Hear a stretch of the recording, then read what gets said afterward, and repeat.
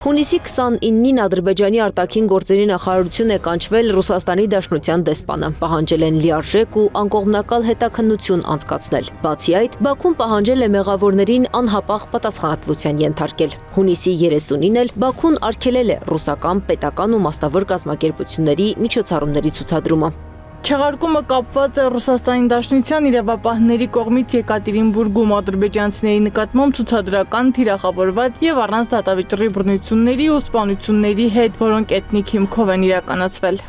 Համացանցում տարածվել են ռուսական բանտում պահվող ադրբեջանցիների լուսանկարներ։ Դրանց արձագանքել է ադրբեջանցի քաղբանտարկյալ ընդդիմադիր քաղաքական գործիչ Ջամիլ Հասանլին։ Նա քննադատել է Ադրբեջանի իշխանությանն ու պետական քարոզչություն կատարող մեդիաներին։ Ջամիլ Հասանովը երկու լուսանկար է տարածել։ Մեկն ինքն է ադրբեջանական բանտում, մյուսը ադրբեջանցին ռուսական բանտում։ Այս հրապարակումն արվել է հենց այն ժամանակ, երբ Ադրբեջանի եւ Ռուսաստանի հարաբերությունները սրվել են եւ Բաքվի մեդիան լայնորեն լուսաբանում է ռուսական ոստիկանության բռնությունները ադրբեջանցիների հանդեպ։ Բայց Ջամիլ Հասանլին որպես ընդդիմադիր հիշեցնում է հանրությանը, որ այդ նույն մեդիան լուր էր, երբ հենց իրենց քաղաքացիներին էին ծեծում, ձերբակալում եւ նվաստացնում Բաքվում։ Բաքվում մարդու իրավունքների խախտման մասին վերջերս ահազանգել էին նաև ՄԱԿ-ի անկախ փորձագետներն ու մի շարք լրատվամիջոցներ։ Ստացվում է, վերջին մեկ շաբաթվա ընթացքում Բաքուն սրված հարաբերություն ունի եւ Մոսկվայի, եւ Թեհրանի հետ։ Հունիսի 29-ին ադրբեջանական կայքերը ողողված էին Իրանի հոգեվոր առաջնորդի լուսանկարներով Ադրբեջանի թշնամի գրվածքով։ Սրա նպատակը ըստ իրանագետի կրոնի միջոցով Ադրբեջանում հեղափոխական ալիքի առաջացումը կանխելն է։